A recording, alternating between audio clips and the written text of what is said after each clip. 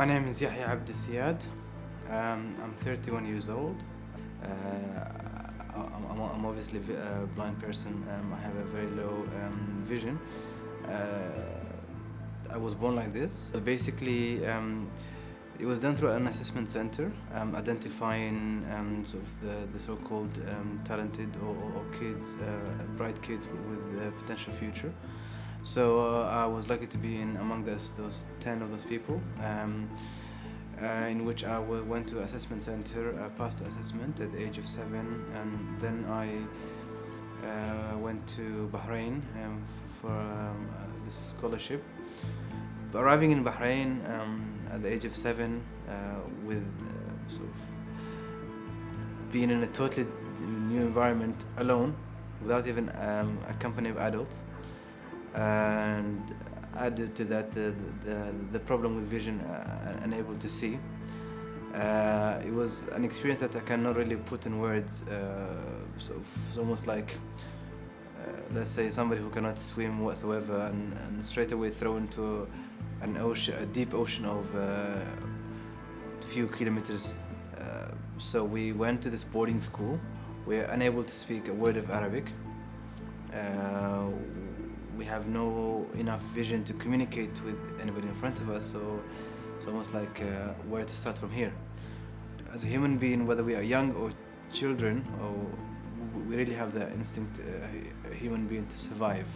After 3 months, I've received an award during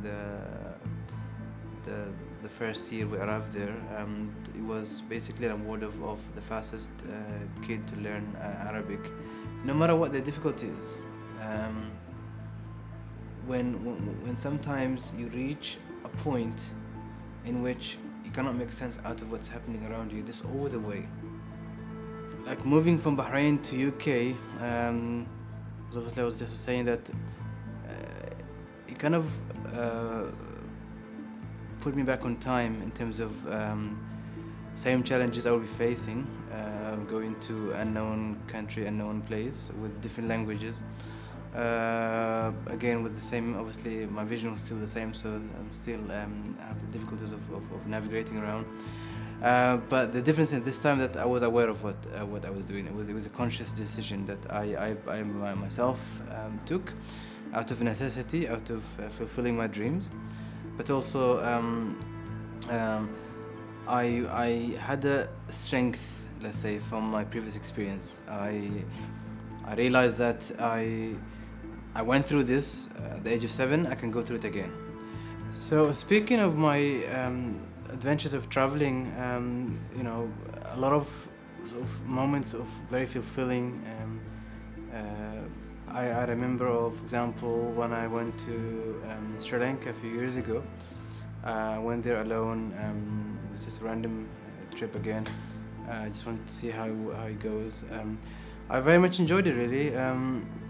I went on this, I think the highlight of it, I went to this elephant center in which I got to ride an elephant by myself, of course with a tour guide in front of me there, and but then probably there was the unexpected moment was in which I had the chance to take the elephant to a river in which I was able to actually bath the elephant.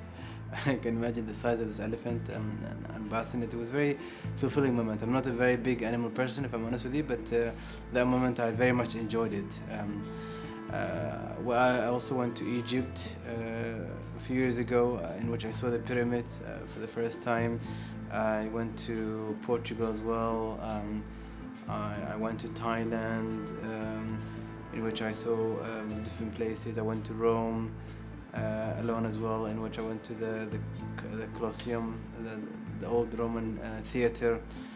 Really a lot of moments in which I very much cherish, and it was only made possible and more exciting, interesting because I was there traveling alone, trying this out places. One thing I can sort of reflect on my life, sort of key really lessons probably will be one of them, that life is like a train, a journey that